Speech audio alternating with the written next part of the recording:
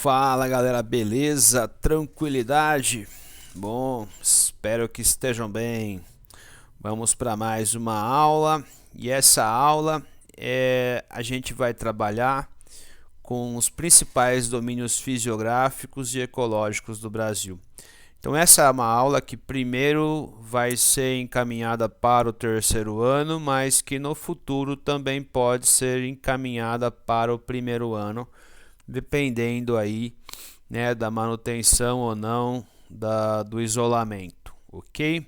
Então é um tema da geografia física brasileira e é um tema muito interessante porque a ideia de domínio fisiográfico ela é uma ideia que envolve uma síntese, né, entre as variáveis da geografia física, né? O clima, a hidrografia ou rios, né? O solo, a vegetação, o relevo, ok? Então, tudo isso sintetizado vai trazer, né, alguns domínios dentro do nosso país, certo? O que eu estou querendo dizer com isso? Nós vamos perceber, né, que algumas áreas do nosso país eles não vão representar domínios. Vamos tentar ver isso no mapa.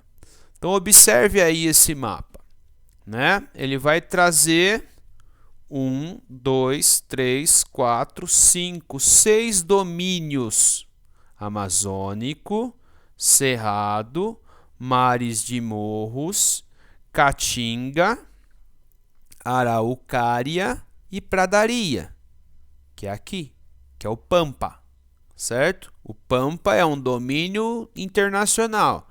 Ele envolve Brasil, Uruguai e Argentina. Mas vejam que existem entre os domínios algumas áreas amarelinhas, que são chamadas áreas de transição. Então, né, vamos tentar entender por que existem esses domínios, né, e por que né, existem áreas de transição. Percebam que as classificações elas podem variar, certo? Então você pode ver, por exemplo, que essa área pode ser chamada ou de caatinga ou polígono das secas. Essa área aqui pode ser chamada de mares de morros ou áreas mamelonares, tropical atlânticas, né? Essa área é cerrado ou das chapadas tropicais. Enfim, né? Araucária ou planaltos subtropicais, pradarias ou pampas, né? Eu, quando era mais novo, aprendi como pampa, né? Aqui está usando o termo pradaria, ok? Então pode ter variações na apostila, pode ter variações em vários livros.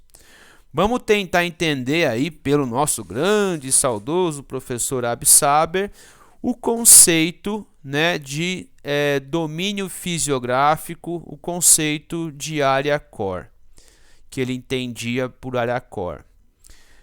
Vamos lá. Conceito sobre os grandes domínios paisagísticos brasileiros.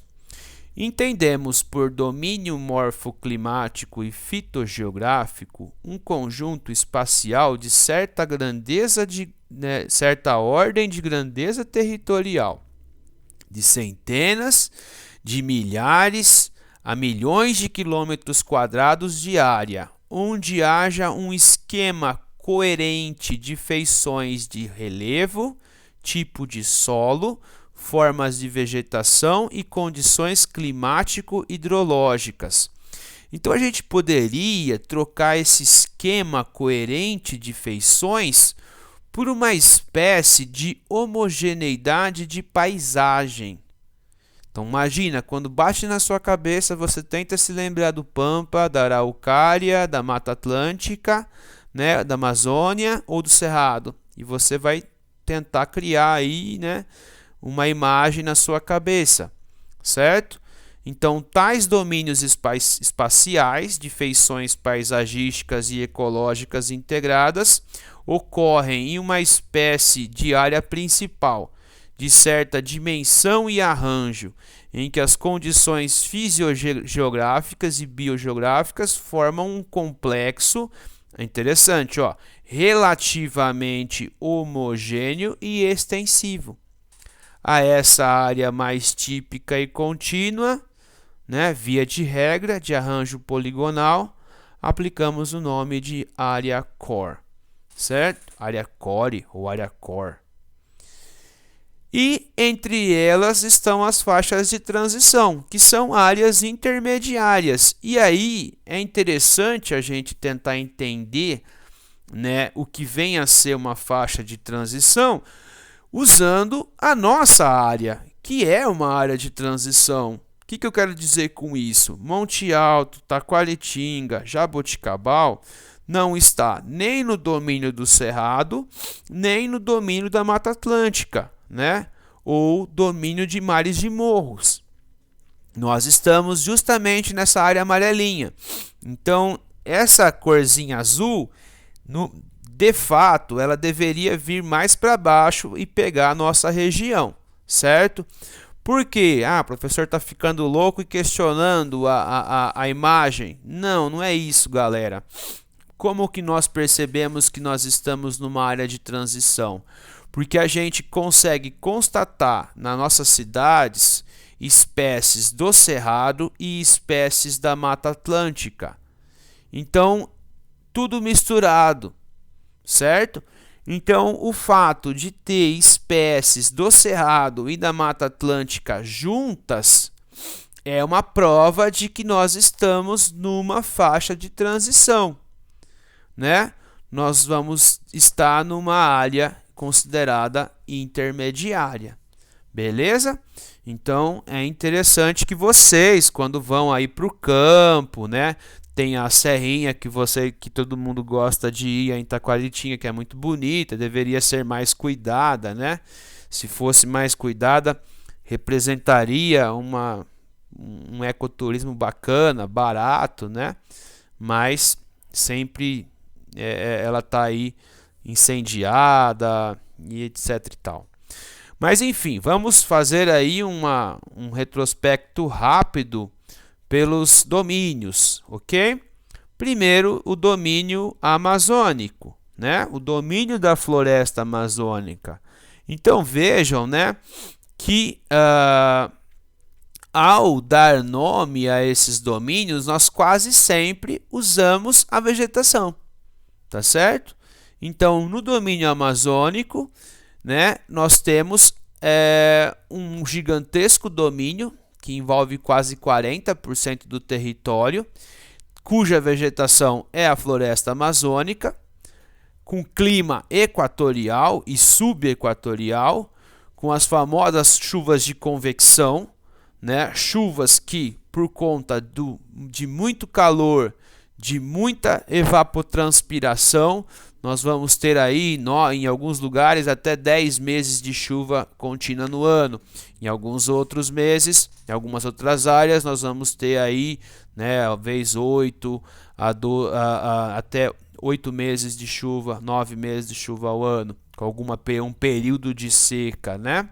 Então, é um domínio de terras baixas, majoritariamente de terras baixas, com depressões e planícies, poucos planaltos cristalinos, uma hidrografia abundante e a floresta equatorial amazônica, latifoliada, né? Sempre verde, de folhas largas, uma densidade gigantesca de floresta, um interior, né, escuro por conta, né, dessa grande área de folhas, bastante folhagem. E isso, óbvio, quando a floresta não foi desmatada.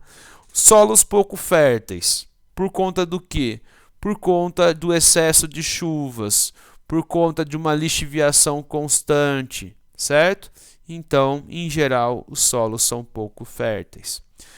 Nós dividimos o domínio amazônico em 3 áreas. A área de mata firme, que é uma área mais elevada, certo? Mata firme.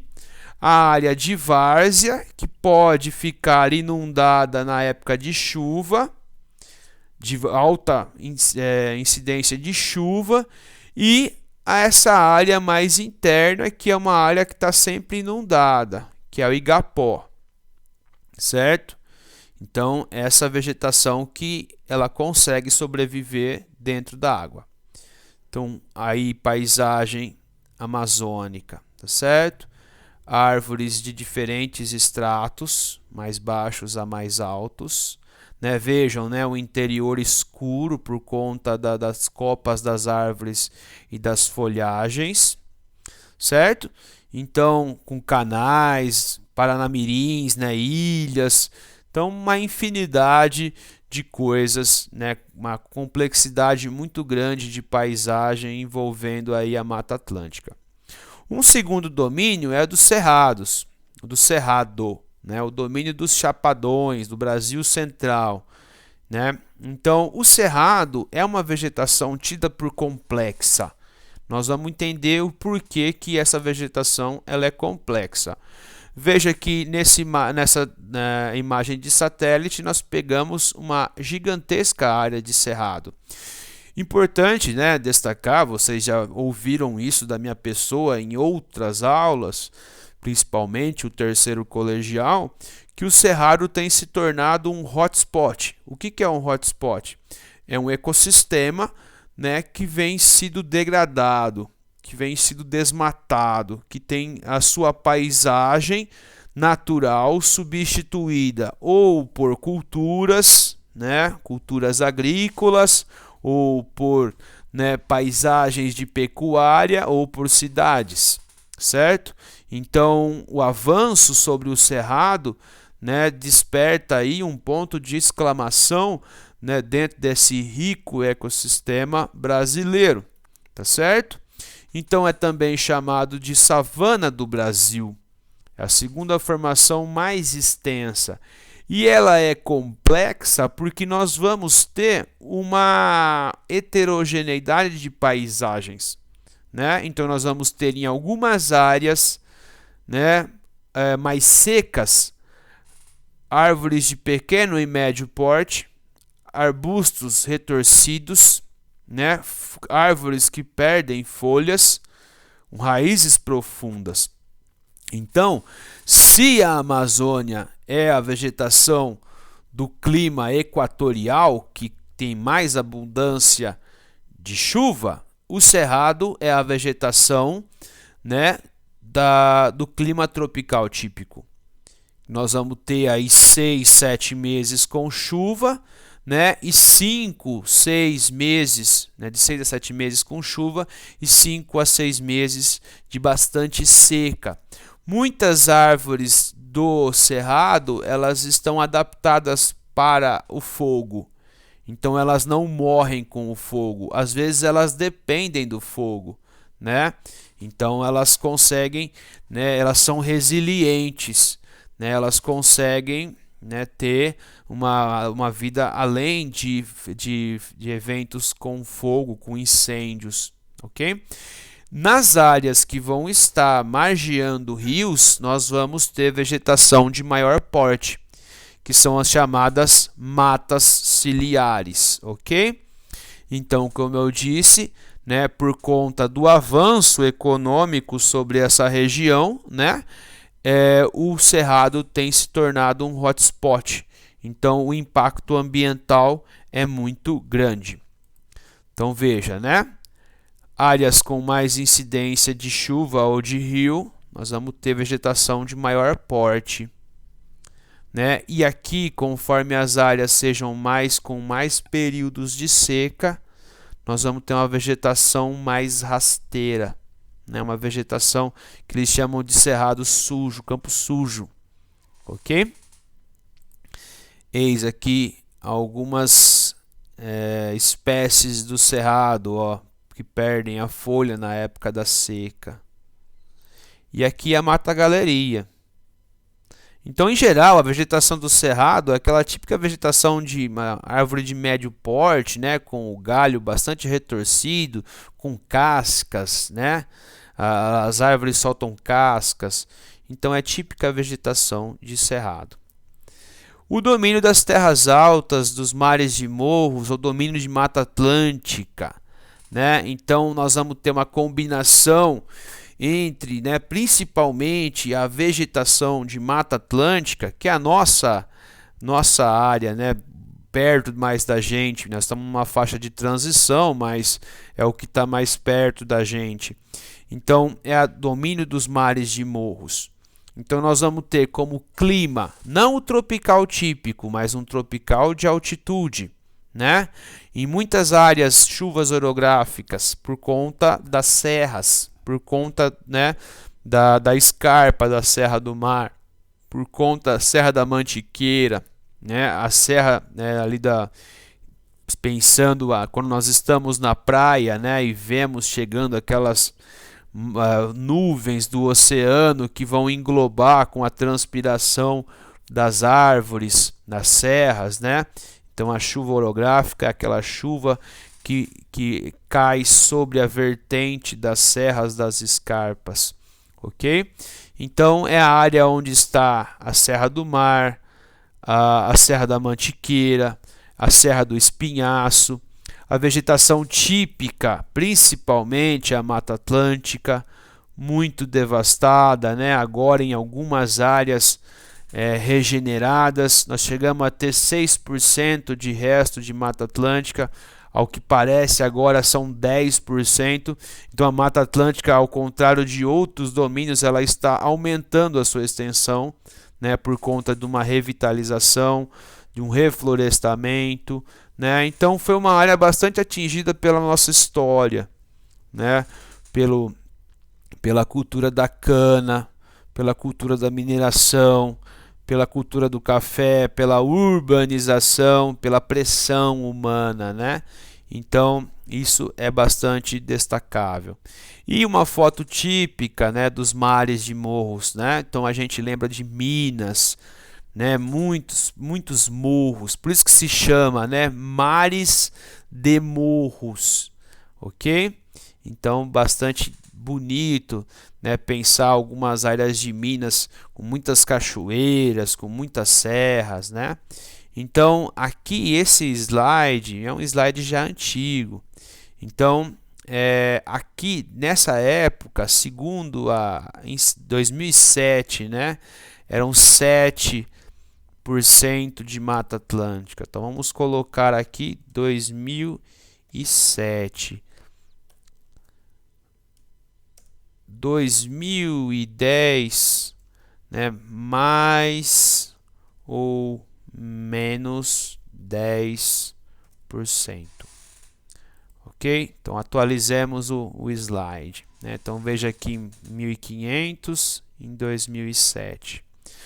Domínio da Caatinga, né, ou polígono das secas, né, do interior nordestino. Então atenção, hein? É o interior do Nordeste, não o litoral nordestino, porque o litoral nordestino, né, nós vamos ter, né, uma extensão da Mata Atlântica, ó.